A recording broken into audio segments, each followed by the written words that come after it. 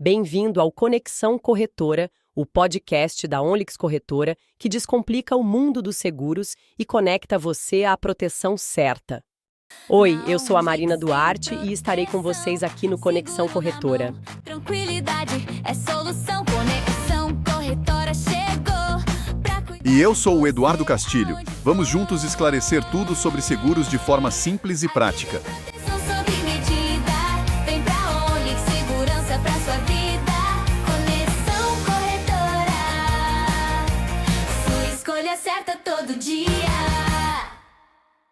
Olá, sejam bem-vindos a mais um episódio da Onlix Corretora de Seguros.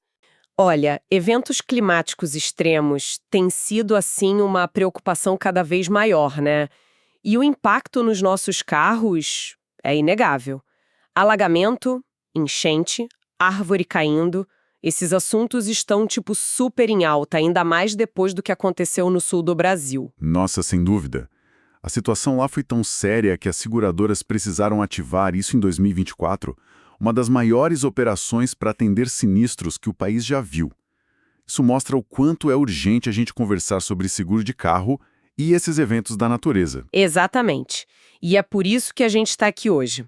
Vamos dar uma olhada bem a fundo no material que a gente levantou sobre isso, como é que funcionam mesmo as apólices de seguro nesses casos, o que tem de importante ali nas entrelinhas dos contratos e, claro, o que fazer se acontecer, né?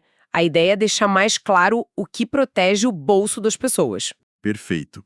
E um bom jeito de começar é entender a base do seguro de carro. Tem uma diferença bem grande entre aquela apólice básica, sabe? Que foca mais em roubo, furto, colisão, e a apólice que chamam de compreensiva. É aí que muita gente já pode se surpreender. Certo. Então, não é qualquer seguro que vai cobrir se chover demais ou se o vento derrubar uma árvore. A tal da apólice compreensiva é a que seria mais completa, digamos assim. É nela que essa proteção extra costuma estar. Geralmente sim. A apólice compreensiva, o nome já diz um pouco, né? Ela abrange mais riscos. Além da colisão, roubo e furto, ela costuma incluir danos por fenômenos da natureza. Pense em enchente, inundação, alagamento mesmo, vendaval, granizo, raio e, claro, o que a gente está falando aqui, queda de árvore. Seguradoras grandes, tipo Porto Seguro, Allianz, elas deixam isso claro nos planos compreensivos delas. Entendi. Então, o primeiro filtro é esse. Ver se a apólice é compreensiva. Mas mesmo sendo, as palavras ali no contrato importam muito, né? Eu vi nas fontes que tem uma diferença técnica entre alagamento e enchente que pode ser crucial. Olha, essa distinção é chave e, na hora do vamos ver, pode ser o que define se tem cobertura ou não. Tudo depende do contrato específico. Alagamento normalmente é definido como aquele acúmulo de água mais pontual, sabe? Geralmente vem da rua, da chuva que não escoa direito, e aí afeta, por exemplo, uma garagem subterrânea, o térreo. Ah, tipo aquela água que sobe rápido na rua e entra na garagem do prédio. Entendi. E a enchente? A enchente já é um evento maior, de mais escala. Acontece quando um rio, um córrego, um lago, enfim, transborda do leito normal e inunda áreas grandes. É ligado a um volume de água muito maior, um fenômeno mais amplo mesmo. Mas por que esse detalhe de palavra é tão importante para o segurado? No fim das contas, a água entrou no carro, não é isso que importa? Importa porque o que vale é o que está escrito nas condições gerais da apólice. É interessante do ponto de vista do contrato como as seguradoras podem definir isso. Uma apólice pode cobrir enchente, que é o rio transbordando, mas ter uma restrição ou até excluir alagamento, que é a água da rua acumulada. Ou o contrário. Às vezes usam inundação para tudo, outras vezes não. Portais como o CQCS, que são especializados nisso, sempre batem na mesma tecla. Tem que ler o contrato com atenção. Não dá para assumir que está coberto para qualquer tipo de água. Nossa, isso reforça mesmo a ideia de que não é só ter o seguro compreensivo, tem que entender o que ele realmente cobre no seu caso específico. Mudando um pouco, mas ainda nessa linha, e aquela cena clássica da árvore que cai em cima do carro? A apólice compreensiva costuma dar conta disso? Sim. Em geral, os danos materiais diretos no carro por causa da queda de uma árvore ou mesmo um galho grande costumam estar cobertos pela apólice compreensiva. A pessoa aciona a seguradora e ela indeniza o conserto ou a perda do veículo. Mas aí vem aquela dúvida, né? De quem era a árvore. Era da prefeitura, na rua, era do condomínio, da casa do vizinho? Isso muda alguma coisa para quem teve o carro amassado? Estava doente, essas coisas é algo que a seguradora pode investigar depois. Ah, então a seguradora paga primeiro e depois... Exato. Se ficar provado que a culpa foi de um terceiro, seja a prefeitura, o condomínio, o vizinho, aí a seguradora, depois de pagar a indenização para o cliente dela, pode tentar cobrar esse valor do responsável. É o que chamam de direito de regresso. Entendo a lógica da seguradora, que não quer ficar com um prejuízo que pode ser de outro. Mas essa corrida atrás da seguradora não pode acabar complicando ou atrasando a vida do próprio segurado? Ou gerar mais briga que sobra para ele? É uma preocupação válida, sim. O ideal, e o que geralmente acontece, é que esse processo de regresso corra em paralelo ou só depois que o segurado já foi indenizado sem afetar ele diretamente.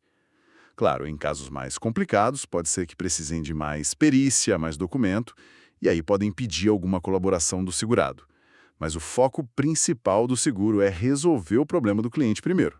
A briga pelo regresso é entre a seguradora e o terceiro. Certo, o foco tem que ser resolver para quem pagou o seguro. E falando em resolver problemas, a situação lá no Rio Grande do Sul em 2024 foi um caso extremo, né?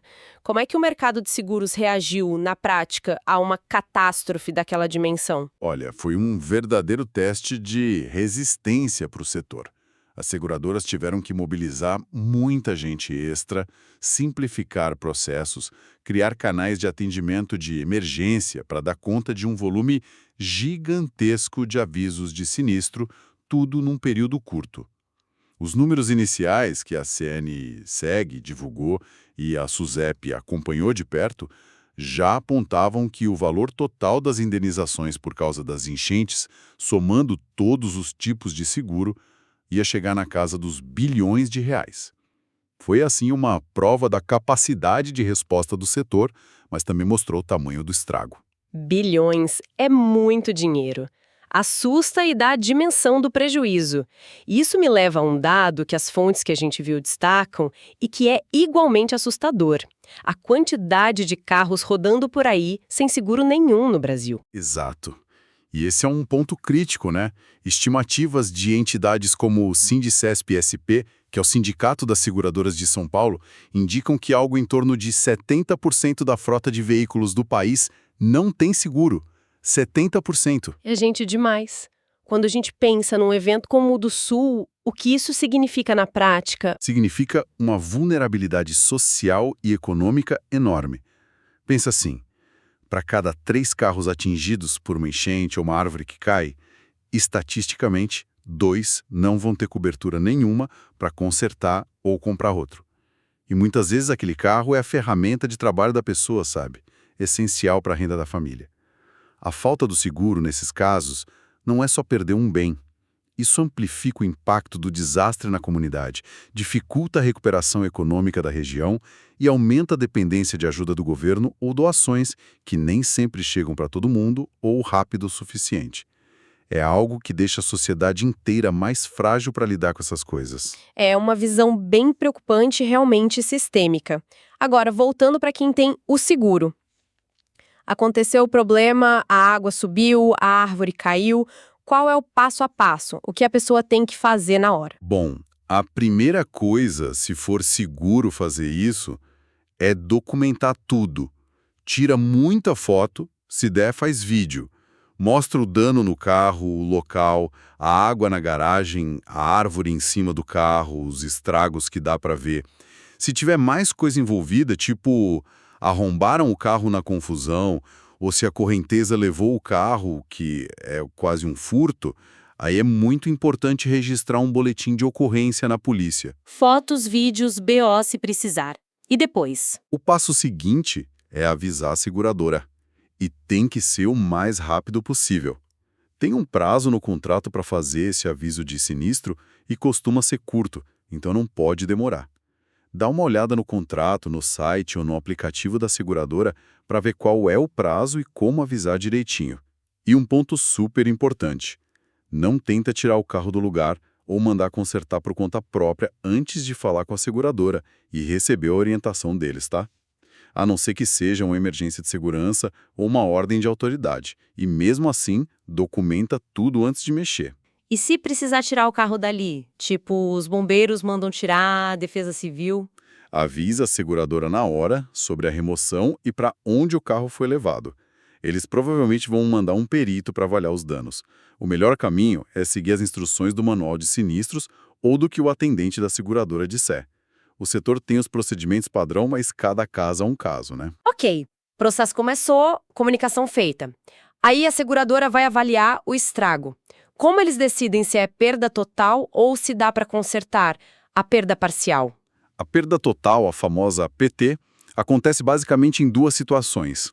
A primeira é quando não dá mesmo para consertar tecnicamente. O carro ficou muito tempo debaixo d'água, danificou a estrutura, contaminou tudo, enfim, não tem como arrumar de um jeito seguro. A segunda situação é financeira. O custo que eles orçam para o conserto passa de um certo percentual do valor do carro. Geralmente é 75% do valor da tabela FIPE ou do valor que está na pólice, mas tem que confirmar no contrato. Se o conserto for mais caro que esse limite, aí eles declaram PT. E no caso de perda total, como é a indenização? E a franquia, aquela parte que a gente paga, entra nessa conta? Quando confirma a PT, a seguradora paga o valor integral do carro, como está definido na pólice, normalmente baseado na FIPE do mês ou um valor fixo que foi contratado. E um detalhe importante, na indenização integral por PT, geralmente não se paga a franquia. A franquia costuma entrar só nos casos de perda parcial, ou seja, quando tem conserto. Ah, então peraí. Se o carro tem conserto e o custo fica abaixo daquele limite para PT, aí sim o segurado paga a franquia? Exatamente. Se o dano da enchente ou da árvore der para consertar e o custo ficar abaixo do percentual de PT, a seguradora autoriza e paga o conserto na oficina que eles indicam ou na que o segurador escolher, dependendo das regras, e o segurado entra com o valor da franquia que está lá no contrato dele. Entendido. PT sem franquia, conserto com franquia. Agora pensando nesses eventos grandes, como o do Sul, que geraram sinistros bilionários. Como isso afeta o bolso de quem paga seguro mesmo quem não teve problema nenhum? Afeta diretamente por causa de um conceito chamado sinistralidade. Simplificando muito, é a conta entre o que a seguradora recebe vendendo o seguro, os prêmios, e o que ela gasta pagando as indenizações, os sinistros. Quando acontecem essas catástrofes que aumentam muito a quantidade e o valor dos sinistros pagos, a sinistralidade do mercado todo ou de uma região específica sobe. E imagino que essa conta precise fechar de algum jeito, né? Precisa fechar.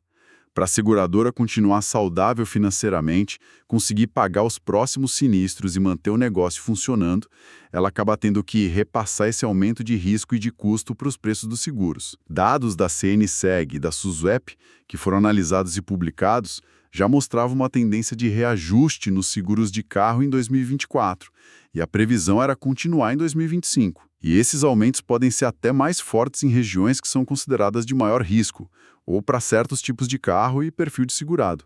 É um efeito em cadeia, meio inevitável. É a matemática do risco na prática. Ninguém gosta, mas faz parte da lógica do seguro, né? Pensando em diminuir um pouco esses riscos, tem alguma coisa que a gente, como motorista, pode fazer para prevenir? Evitar parar o carro debaixo de árvore muito grande, muito velha ou que pareça meio frágil, principalmente em dia de vento forte ou chuva pesada. Em lugares que já têm histórico de alagar, procurar vagas em pontos mais altos é essencial. E para quem usa garagem subterrânea, que é sempre um ponto de atenção. Nesses casos, pode valer a pena ver se dá para instalar bombas de drenagem melhores ou até aqueles sistemas de alarme de inundação, sabe? Que podem te dar um tempinho para tentar tirar o carro. E claro, a principal prevenção para o risco financeiro é ter o seguro certo. Se a pessoa mora, trabalha ou para muito em área de risco conhecido, a apólice compreensiva deixa de ser um luxo e vira quase uma estratégia de proteção, né? Ah, e um ponto importante para quem tem frota de empresa. O gerenciamento de risco tem que pensar nisso. Ter regras claras sobre onde estacionar em dia de chuva ou vento, analisar as rotas e onde os carros dormem pensando no clima e, claro, ter um seguro patrimonial forte e adequado para a operação. Ótimas dicas práticas. Bom, a gente cobriu bastante coisa, né? Desde o detalhe do contrato até as consequências maiores. Se a gente fosse resumir a essência do que foi discutido aqui... Acho que os pontos principais são: Primeiro, a diferença básica entre a apólice simples e a compreensiva é a segunda, que geralmente protege contra a natureza. Segundo, a importância de ler e entender direitinho o que está escrito no seu contrato, principalmente para palavras como enchente e alagamento. E terceiro, saber os passos certos se acontecer algo. Documentar, avisar rápido a seguradora e seguir o que eles orientarem. Concordo totalmente. E para a gente fechar, ficou uma reflexão, né? Esses eventos climáticos extremos, que antes pareciam coisa rara, estão ficando cada vez mais frequentes, quase virando parte do dia a dia. Exato. Isso força a gente a repensar o papel do seguro. Ele não é só para proteger o bem de cada um, embora isso seja fundamental, claro. Nesse cenário de risco climático aumentando, ele vira também uma peça-chave para a resiliência de todo mundo, para a coletividade. A capacidade de uma cidade, de uma comunidade, até de um país se recuperar depois de um desastre está muito ligada à capacidade das pessoas e das empresas recuperarem o que perderam. O seguro age como um amortecedor financeiro que ajuda a recomeçar. Pensar em como fortalecer essa rede de proteção, seja cada um por si ou como sociedade, talvez seja um dos grandes desafios que esses novos tempos trazem para a gente. Se ficou dúvida sobre sua apólice ou se seu carro está coberto por alagamento, enchente, queda de árvore, fale conosco aqui na Onlix Corretora de Seguros, com Roberto Rizzuti ou Rafaela Agostinho. E não deixe de nos seguir nas nossas redes e compartilhe este episódio. Obrigado, até o próximo episódio. Na Onlix tem proteção, seguro na mão, tranquilidade é solução. Conexão Corretora chegou pra cuidar de você onde for. Aqui tem proteção sob medida. Vem pra Onlix, segurança pra sua vida. Conexão Corretora, sua escolha certa todo dia.